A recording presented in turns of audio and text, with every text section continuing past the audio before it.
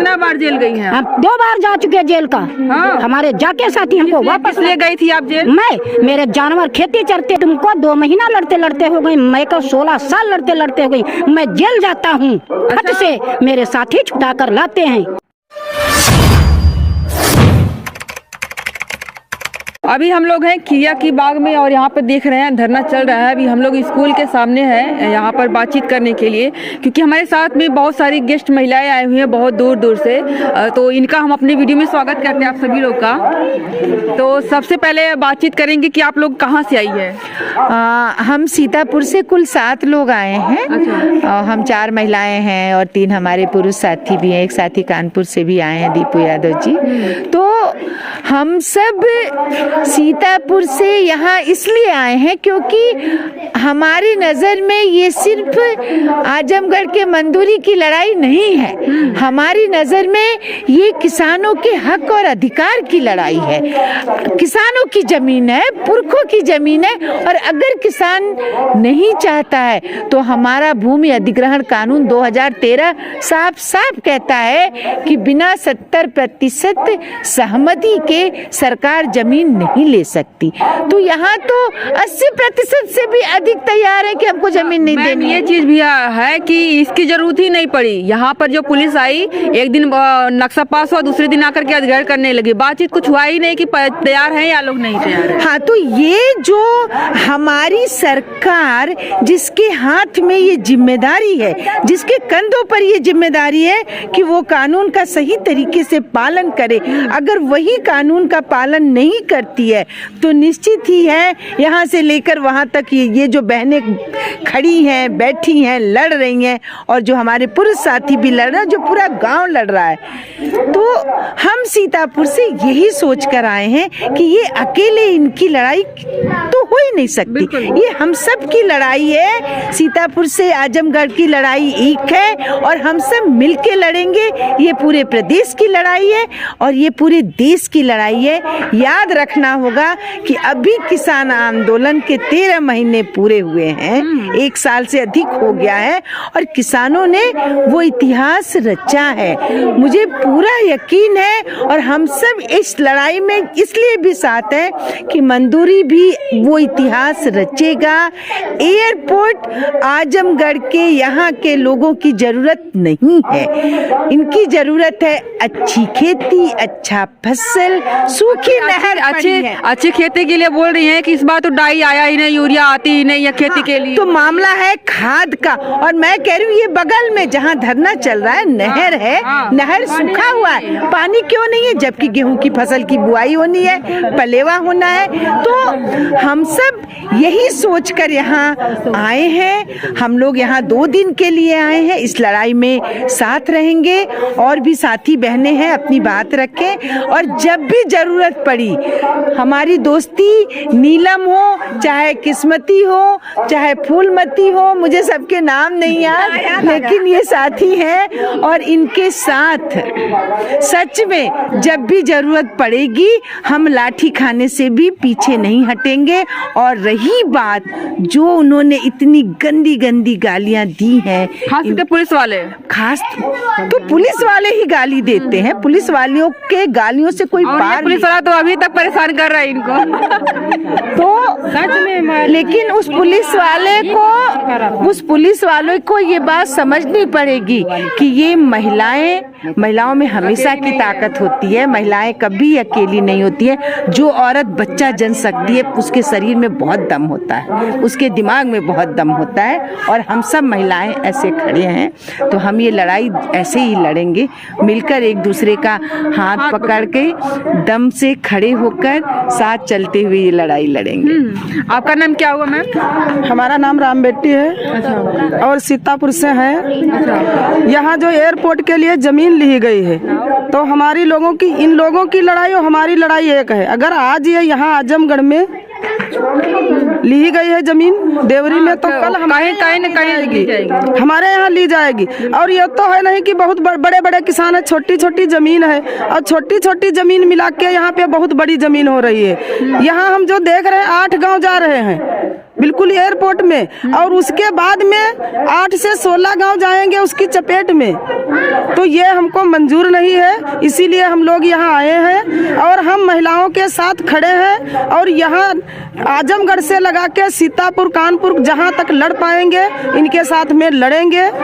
और हम यहाँ से जाएंगे, अगर ये लोग यहाँ बैठे हैं तो हम लोग अपने अपने गांव में इनका सहयोग देंगे, किसी तरीके से देंगे सहयोग कि आपकी लड़ाई में हम शामिल हैं, अपने गांव से लड़ रहे हैं, यहाँ की आवाज हमें मिलेगी, वहाँ की आवाज इन लोगों को मिलेगी। और अच्छा, जिस तरह से महिलाओं की स्थिति भारत में अपने खास करके शिक्षा नहीं है, लोग जो है अपने घरों से नहीं निकलना चाहती है, उस कंडीशन में आप सीतापुर से आप 4 लोग वहाँ से आई हैं इन महिलाओं के साथ में अपना सहयोग करने के लिए, तो कैसे मतलब फैमिली कैसे क्या की अलाउ की, और आप लोगों को कैसे लगा कि मतलब वहाँ से चले हम इन महिलाओं के साथ देने के लिए आजमगढ़ में? ये हम चले ऐसे कि दिल्ली में हमारे भाई भी बैठे थे, हमारी बहन भी बैठी थी। आप लोग भी गई थी? अब मैं साल भर जाते आते रहे, मैं कंधा में कंधा कैसे कैसे मतलब विचार आया कि अभी इन लोगों की देखिए, अगर इन लोगों के यहाँ में नहीं आया होता तो?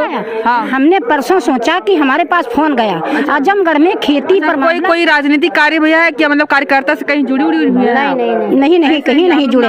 हाँ, नॉर्मल है। मैं संगति से जुड़े, तुमको 2 महीना लड़ते लड़ते हो गई, मैं को 16 साल लड़ते लड़ते हो गई, मैं जेल जाता हूँ। खट से मेरे साथी छुटा कर लाते हैं। जेल भी गई हुई है? आते हैं, कानून से जाते हैं जेल। कितना बार जेल गई हैं? हम 2 बार जा चुके हैं जेल का। हाँ। हमारे जाके साथी हमको वापस ले गई थी आप जेल? मेरे जानवर खेती चरते थे, हमने 150 गैया प्राइमरी जूनियर में बंद किया, सारा दिन बंद किया, शाम को DSDM आई, तब हम उनको ताला खोला। गैया कहाँ पे? गैया जानवर हमारी खेती चरते हैं वहाँ, हजारों चर रहे हैं। हमने जाके जूनियर प्रारी में बंद किया, हम गांव सब लोग बंद किया।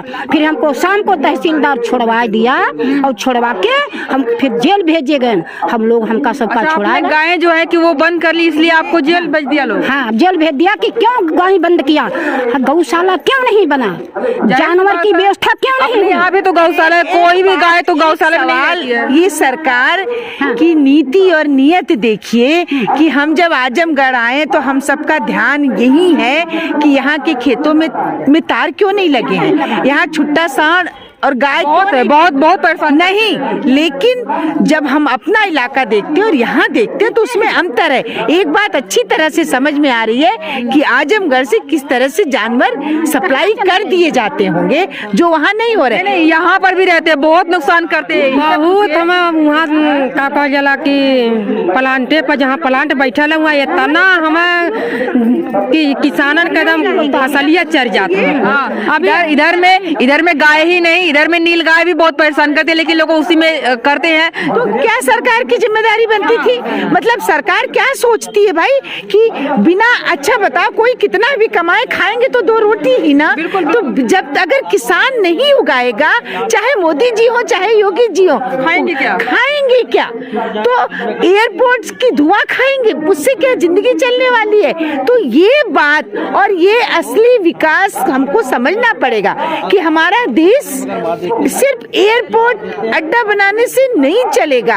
अगर किसान मजबूत नहीं होते, अगर मजदूर मजबूत नहीं होते तो देश सिर्फ दीवार नहीं होता है। देश एक नक्शा ही नहीं है, देश लोगों से बनता है, हम महिलाओं से बनता है, पुरुषों से बनता है, हमारे बच्चों से बनता है, किसानों से, मजदूरों से, छोटे व्यापारियों से, सबसे देश बनता है। और उनके मजबूत हुए बिना उनको नहीं हो सकता, कभी नहीं मजबूत हो सकता किसी भी हालत में। जमीनें हमारी छीनी जा रही हैं और उधर कहते हैं कि किसान बोना नहीं चाहते हैं, खाद महंगी है, दवाई महंगी है। जब जमीनें हमारी छीन लोगे और जमीन से हमको खाने के लिए मिलता है, तो जब जमीन छीन लोगे तो हमको रोटी कहाँ से मिलेगी? अब पता चलता है कि GST बढ़ाने के लिए 15-15 दिन दुकानें बंद रहती, हम लोगों को कहीं से कुछ मिलता नहीं है, ना नमक मिलता, ना तेल मिलता है, ना आटा खरीदने वाले को आटा मिलता है। जगह GST बढ़ा दे रहे हैं, लेकिन किसानों की जो अनाज है उस पर कोई रिस्पांस नहीं है। अभी जो है कि जीएसटी की जैसे बात कर रही थी कि जीएसटी बढ़ा देते हैं, दुकानें बंद कर देते हैं, और किसानों का जो गेहूं है, चावल है, इसमें कुछ बढ़ोतरी है ही नहीं। जो दुकानों में मिलता है उसका दाम बढ़ते जा रहा है। किसानों के लिए क्या कहेंगे? किसानों के लिए तो सरकार बहुत उदासीन है, और जीएसटी का तो प्रत्येक चीज में मतलब सभी व्यक्ति टैक्स देते हैं। जैसे बच्चा चिप्स खा रहा है, इसमें भी टैक्स लगा हुआ है।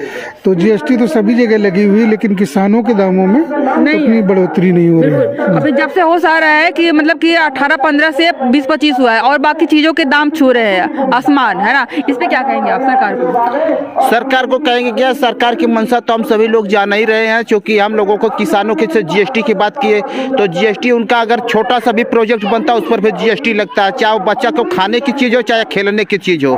क्योंकि हमारे गेहूँ, धान और गन्ना हम लोगों का जाता है, समय से पैसा हम लोगों को नहीं सरकार दे पाती है, उस पर सरकार ध्यान नहीं दे रही है। हम लोगों का जो है कि धान यहाँ पड़ा हुआ है, वो जो है कि सोसाइटी पर समय से ले नहीं पा रहे हैं। हम लोग लेकर के जाते हैं, फिर वापस लेकर के चले जाते हैं। सरकार कहाँ किसानों के ऊपर ध्यान दे रही है? अगर ध्यान देती तो हम लोग काहे को दर दर भटकते। सरकार हम लोगों को, किसानों को हर तरह से उत्पीड़न कर रही है, दबा रही है। क्योंकि किसान प्रधान देश है, किसान प्रधान देश कहने के लिए, क्योंकि हम लोगों की बात सरकार सुनती नहीं है। किसानों के लिए कोई सुनवाई नहीं है। इस तरह के किसानों की इतनी दुर्दशा हो रही है कहने को, तो क्या यही वजह है कि जो किसान जो है कि किसानी को भी छोड़ रहे हैं, किसानी के प्रति उदासीन हो रहे हैं? मतलब मैडम ये है कि किसानों की फसल के 3 रेट हैं, और सरकार की कोई भी चीज़ है उसका एक रेट है, वो तुमको फिक्स ही रेट में मिलेगा। आप अगर हमारे उधर किसान गन्ना बोते हैं, ठीक, तो खेत में अगर गन्ना बेच लेते हैं तो वो 200 में 180 रुपये में बिकता है। वही को उठा के अगर बेल पे बेचते हैं तो 220 रुपये में बिकता है। अगर वही सरकारी फैक्ट्री में जाता है तो उसका 345 रुपये मिलता है। ठीक, एक फसल के 3 रेट हो गए हैं। और सरकार का गेहूँ चावल का भी है, ऐसा गेहूँ चावल का भी है। सरकार के पास अगर कोई भी चीज़ आप खरीदेंगे तो जीएसटी प्लस खरीदेंगे, आपको जीएसटी देनी पड़ेगी। लेकिन किसान के मतलब फसल का कोई भी जीएसटी नहीं, कोई किसान के चीज़ का कोई भी जीएसटी नहीं, किसान की चीज़ का कोई रेट ही नहीं है। वही तो 3 रेट में किसान की चीज़ बेची जा रही है। अगर आप खेत में बेच रहे हैं तो 100-150 में बिक रहा गन्ना, और बेल पे बेच रहे हैं तो 220-30 बिक रहा है। अगर मिल में बेच रहे हैं तो 345 बिक रहा है। यही स्थिति गेहूँ के चावल की भी है। किसान के साथ ले रहे हैं तो अलग रेट है, दुकान से ले रहे हैं अलग रेट है, और पैकेटिंग ले रहे हैं तो उसका अलग रेट है। आप एक 5 वाला पार्ले बिस्किट ले लीजिए, आजमगढ़ में आप खरीदेंगे तो 5 रुपए का मिलेगा, लखनऊ में खरीदेंगे 5 रुपए का मिलेगा, सीतापुर में आप खरीदेंगे 5 रुपए का मिलेगा। उसका रेट फिक्स है। लेकिन आप किसान की कोई चीज़ का रेट फिक्स नहीं है। बिल्कुल बिल्कुल सही कहा आपने। तो इसके लिए क्या करना चाहिए? सरकार को सोचना चाहिए, है ना? बिल्कुल सरकार को सोचना चाहिए। हमारे तरफ तो छुट्टा जानवर की सबसे समस्या सबसे बहुत बड़ी है। छुट्टा जानवर तो किसानों के फसल मतलब पूरा भी चले जा रहे हैं, लेकिन यहाँ तो कुछ सरकार करने वाली नहीं। अगर जानवर आपको मार दे तो आपको मतलब आपके ऊपर कुछ नहीं होगा, सुनवाई भी नहीं है। सुनवाई नहीं। अगर आप सांड को मार देते हैं तो आप जेल चले जाएंगे, पेट भी फाड़ देते हैं। पेट भी टट्टी जाते हैं तो लोटा लेकर एकदम ढक ठाड़ होते हैं। लेकिन सरकार की पूरी मंशा है, जमीन पे घर पे लोग कहते हैं कि अच्छा करता नहीं, अच्छा करता है। सरकार कहने के लिए बड़े बड़े लोगों के लिए, पूंजीपतियों के लिए, और जो जिनके खेती नहीं है, आम आदमी छोड़ दीजिए, जो है उनके लिए अच्छा कर रही है। ये सरकार गरीबों की, किसानों की नहीं है, पूंजीपतियों की, अंबानी अडानी की है। ये पूंजीपतियों की सरकार है, गरीबों किसानों की सरकार नहीं है। ये सरकार का मतलब है किसान विरोधी की सरकार है, ये मजदूर विरोधी है। किसान हटाओ, मजदूर हटाओ जमीन से, ये सरकार कर रही है। तो ये नहीं मेरी आज की वीडियो अगर अच्छी लगी हो तो लाइक करेगा, शेयर करेगा, और कमेंट करके बताया कि इतने दूर दूर से जो लोग आ रहे हैं देखने के लिए, इन लोगों को सहयोग करने के लिए, सपोर्ट करने के लिए, ऐसे लोगों को आप क्या कहेंगे? और अगर आप मेरे चैनल पर नए हैं तो प्लीज सब्सक्राइब भी कर लीजिएगा। वीडियो देखने के लिए बहुत बहुत शुक्रिया।